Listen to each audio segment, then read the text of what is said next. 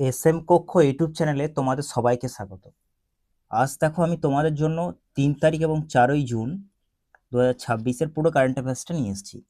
আর এটি SSC, railway, banking, এছাড়া আমাদের ওয়েস্ট বেঙ্গলে যে মিসলেনিয়াস এক্সামটা বেরিয়েছে, তাছাড়া আমাদের পুলিশের নোটিফিকেশন খুব তাড়াতাড়ি বেরোতে চলেছে।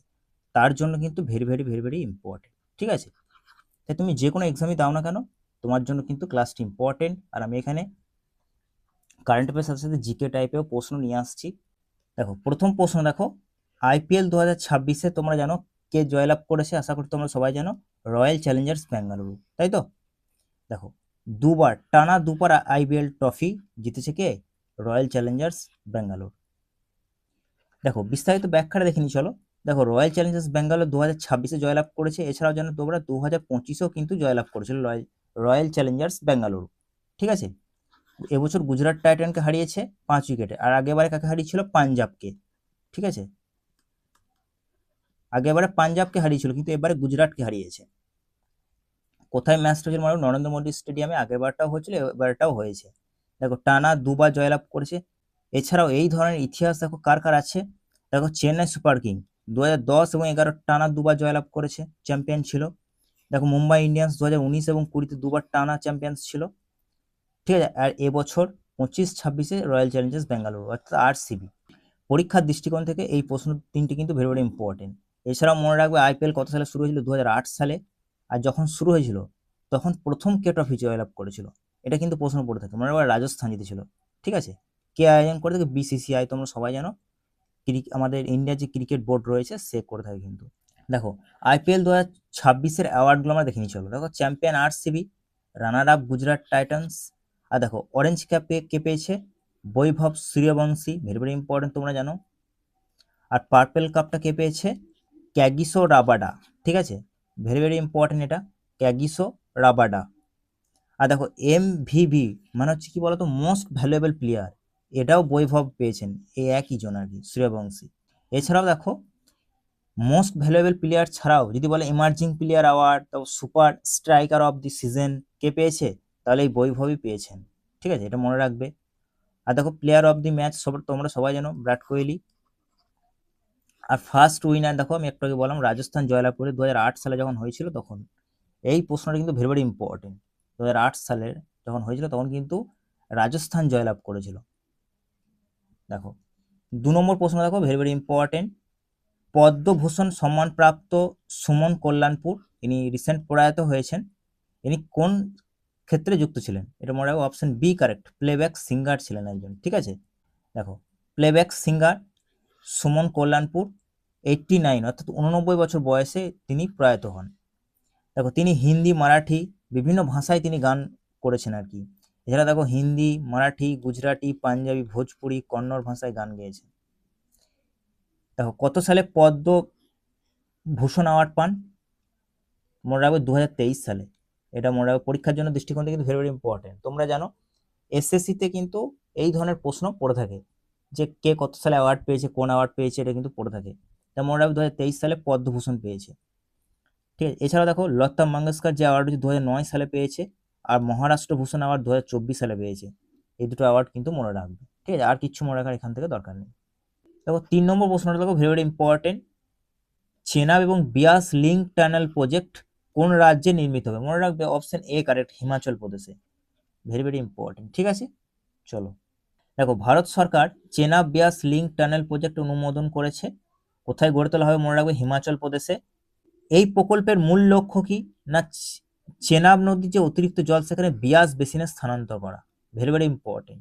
ঠিক আছে, আনুমানিক ব্যয় কত? মনে রাখবে 2352 কোটি টাকা। ভেরি ভেরি ইম্পর্টেন্ট এটা। আর কত কিলোমিটার দীর্ঘ ট্যানেল নির্মাণ করা হবে? 8.7 কিলোমিটার। এই পয়েন্টগুলো প্রত্যেকটা ইম্পর্টেন্ট। ঠিক আছে, চেনাব রিভারের ওপর কত মিটার উঁচু যে ব্যারেজ নির্মাণ করা হবে? এটা মনে রাখবে 19 মিটার। আর ব্যারেজের অবস্থানটা মনে রাখবে কোথায়? না রাহুল যে ভ্যালি, ঠিক আছে সেখানে। ঠিক আছে, কক্সার ভিলেজ, যেখানে কক্সার ভিলেজ, রাহুল স্ফীতি বা রাহুল ভ্যালি। ঠিক আছে, এবার দেখো চেনাব নদী সম্পর্কে আমরা কিছু জেনে নিই। দেখো চেনাব কার উপনদী? মনে রাখবে ইন্দাসের একটা উপনদী হচ্ছে চেনাব। ঠিক আছে, দেখো চন্দ্র এবং ভাগা এই দুটি মিলনের ফলে সৃষ্টি হয়েছে চেনাব। ঠিক আছে, চন্দ্র এবং ভাগা এই দুটি মিলনের ফলে সৃষ্টি হয়েছে চেনাব, এটা মনে রাখবে। আর হিমাচল প্রদেশ থেকে জম্মু কাশ্মীর হয়ে পাকিস্তানে প্রবেশ করেছে। আর এটা যে করছে বাস্তবায়ন যে সংস্থা, তার নাম কি এনএইচপিসি। ফুল ফর্ম কি আমি এখানে লিখে দিচ্ছি, দেখো, ন্যাশনাল হাইড্রো ইলেকট্রিক, ঠিক আছে,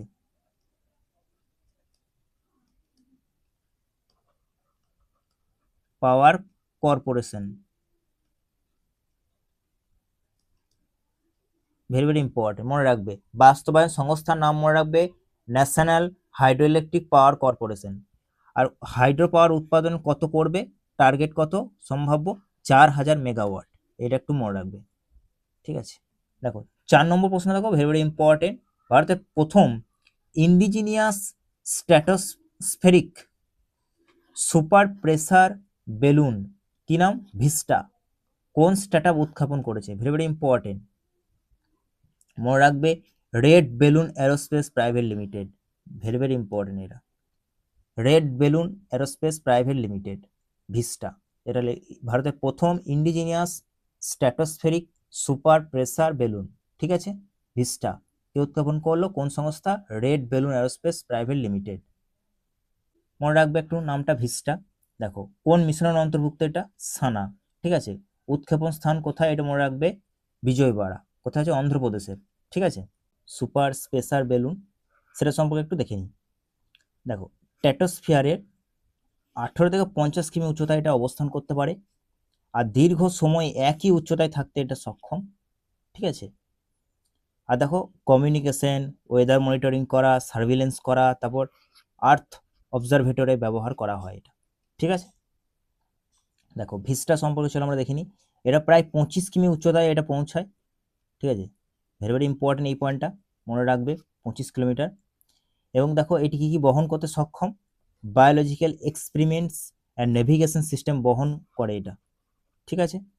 আর এই ভিস্টার কি নাম দেওয়া হয়েছে, টাওয়ার ইন দি স্কাই নামে অভিহিত বা পরিচিত, ভেরি ভেরি ইম্পর্টেন্ট এটা, ঠিক আছে। দেখো রেড বেলুন যে অ্যারোস্পেস কত সালে প্রতিষ্ঠিত হয়েছিল, এটা ভেরি ভেরি ইম্পর্টেন্ট, মনে রাখবে 2025-এই হয়েছে এটা, ঠিক আছে, ভেরি ভেরি ইম্পর্টেন্ট। সদর দপ্তর কোথায়, বিজয়বাড়া, ভেরি ভেরি ইম্পর্টেন্ট, অন্ধ্রপ্রদেশে বিজয়বাড়াতে 2025-এই কিন্তু এটা প্রতিষ্ঠিত হয়েছে। 5 নম্বর প্রশ্ন দেখো very very important, Singapore open 2026-এ মেন্স ডবল শেরপা কে কে জয়লাভ করেছে, ভারতীয় কোন দুটি জয়লাভ করেছে, মনে রাখবে Satwik Sairaj and Chirag Shetty, very very important এটা, ঠিক আছে। চলো আমরা দেখিনি, দেখো ডিটেলস। দেখো Satwik Sairaj and Chirag Shetty Singapore opens men's 2026-এর ডবল এর চ্যাম্পিয়ন্স হয়েছেন আর কি। এবং দেখো প্রথম ভারতীয় জুটি যে সিঙ্গাপুর ওপেন 2026 জয়লাভ করেছে। দেখো এই পয়েন্টটা একটু মনে রাখবে যে এশিয়ান গেমস 2026 এবছর কোথায় হবে, জাপানে, এই পয়েন্টটা কিন্তু very very important. Asian games 2026 কোথায় অনুষ্ঠিত হবে, মনে রাখবে জাপানে, ব্যাস, আর কিচ্ছু মনে রাখার এখান থেকে দরকার নেই। চলো দেখো 6 নম্বর প্রশ্ন, দেখো ভেরি ভেরি ইম্পর্টেন্ট, ভারতের প্রথম ব্লু বন্ড ইস্যু করা পরিকল্পনা করেছে কোন সংস্থা, দেখো মনে রাখবে সাগরমালা ফাইন্যান্স কর্পোরেশন, ঠিক আছে, Sagarmala finance corporation. Blue bond কি, চলো আমরা দেখে নিই। দেখো সাগরমালা ফাইন্যান্স কর্পোরেশন ভারতের প্রথম ব্লু বন্ড চালু করার পরিকল্পনা করেছে, এবং এই বন্ডের মাধ্যমে প্রায় 1000 কোটি টাকা সংগ্রহ আর কি লক্ষ্য নির্ধারণ করা হয়েছে। আর দেখো ব্লু বন্ড কি, এটা একটু মনে রাখবে না, ব্লু বন্ড হলো সমুদ্র এবং সামুদ্রিক যে অর্থনীতির সঙ্গে সম্পর্কিত প্রকল্পে অর্থায়নের জন্য ব্যবহৃত বিশেষ একটা বন্ড। তাহলে এই ধরনের টার্ম পড়তে পারে পরীক্ষাতে, যে ব্লু বন্ড দিতে পারে, ঠিক আছে। ওখানে যদি অপশনের মধ্যে পাও সামুদ্রিক কোনো কিছু পাও, সমুদ্র রিলেটেড, তাহলে সেটাই হবে অ্যান্সার, মানে সমুদ্রের সঙ্গে এটা যুক্ত, সমুদ্র বা সামুদ্রিক অর্থনীতির সঙ্গে যুক্ত, এটা মনে রাখবে একটু, ভেরি ভেরি ইম্পর্টেন্ট পরীক্ষার জন্য, ঠিক আছে। পোর্টস, শিপিং, তারপর দেখো কোস্টাল ইনফ্রাস্ট্রাকচার, তারপর হচ্ছে মেরিটাইম ইকোনমি উন্নয়নে ব্যবহৃত হয় এটা। সাগরমালা যা ফাইন্যান্স কর্পোরেশন রয়েছে, এটা প্রথম maritime sector focused financial institution, ভারতের প্রথম এই maritime sector focused financial institution, ঠিক আছে। দেখো 2016 সালে এটা শুরু হয়েছিল, কিন্তু যখন শুরু হয়েছিল তখন এর নাম ছিল সাগরমালা ডেভেলপমেন্ট কর্পোরেশন লিমিটেড, পরে এর নাম হয়ে যায় সাগরমালা ফাইন্যান্স কর্পোরেশন লিমিটেড 2025-এ। তা শুরু হয়েছে 2016-তেই, নামটা একটু মনে রাখবে। আর আরসিবি, দেখো আরবিআই থেকে এটা লাইসেন্সও পাই 2025-এ লাইসেন্স পেয়ে যায় 19শে জুন।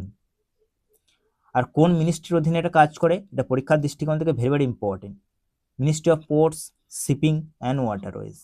ঠিক আছে, দেখো নেক্সট প্রশ্ন দেখো 7 নম্বর, ক্ষেত বাঁচাও অভিযান কোন রাজ্যের রায়সেন জেলা থেকে শুরু হয়েছে? ভেরি ভেরি ইম্পর্টেন্ট, ক্ষেত বাঁচাও অভিযান কোথায় শুরু হলো? মধ্যপ্রদেশে। ঠিক আছে, কে করলো? আমাদের কৃষিমন্ত্রী, যার নাম কি দেখো Shivraj Singh Chouhan, very very important, ইনি শুরু করেছেন, আমাদের ইউনিয়ন এগ্রিকালচার মিনিস্টার, ইনি শুরু করেছেন মধ্যপ্রদেশে ক্ষেত বাঁচাও অভিযান।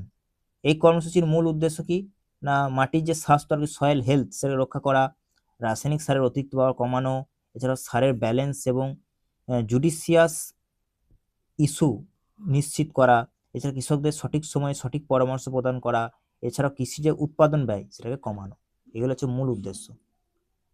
এগুলো কিন্তু তুমি একটু মনে রাখবে, বারবার রিভাইজ করবে, আমাকে জানিও, আমি পিডিএফটা শেয়ার করে দেবো। ঠিক আছে, চলো 8 নম্বর দেখো, দি আর্থ প্রাইজ 2026 গ্লোবাল উইনার হওয়া ভারতীয় কিশোরদের উদ্ভাবিত যে বায়োডিগ্রেডেবল ওয়াটার ফিল্টারেশন ইনোভেশন এর নাম কি? ভেরি ভেরি ইম্পর্টেন্ট, এটা পরীক্ষা দৃষ্টিকোণ থেকে মনে রাখবে, প্লাস্টিক।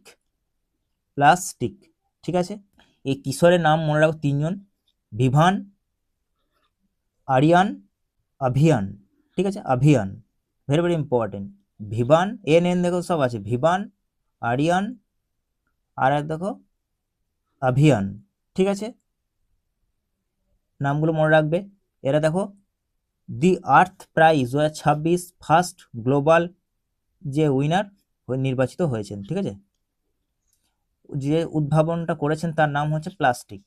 দেখো তেঁতুলের বীজের বর্জ্য অর্থাৎ টামারিন যে সিড ওয়েস্ট রয়েছে সেখান থেকে একটা বায়োডিগ্রেডেবল পাউডার তৈরি করে, এবং জলের মধ্যে থাকা যে ক্ষুদ্র প্লাস্টিক কণা, ঠিক আছে, মাইক্রোপ্লাস্টিক যেটাকে বলা হয়, সেটা সংগ্রহ করে সহজে অপসারণ করতে সাহায্য করে।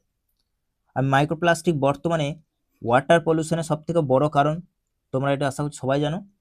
এবং প্রযুক্তিটা দেখো কি হবে না, লো কস্ট এবং ইলেকট্রিসিটি ফ্রি এবং এনভায়রনমেন্ট ফ্রেন্ডলি এটা উদ্ভাবন করা হয়েছে, তাই ভেরি ভেরি ইম্পর্টেন্ট। ঠিক আছে, মনে রাখবে কোন জিনিসটা উদ্ভাবন করেছে, নাম কি উদ্ভাবনটার নাম মনে রাখবে, প্লাস্টিক। ঠিক আছে, কে কে করলো? ভিভান, আরিয়ান, আর হচ্ছে অ্যাভিয়ান। ঠিক আছে, নেক্সট দেখো, তাহলে এই যে উদ্ভাবন করলো, ঠিক আছে, এটা আইআইটি দেখো যে গুয়াহাটি, এই বিশেষজ্ঞরা প্রযুক্তিগত সহায়তা প্রদান করেছেন মনে রাখবে। আর এই দলটিকে কত গ্র্যান্ট প্রদান করা হয়েছে মনে রাখবো, $12 12,500 গ্র্যান্ট প্রদান করা হয়েছে।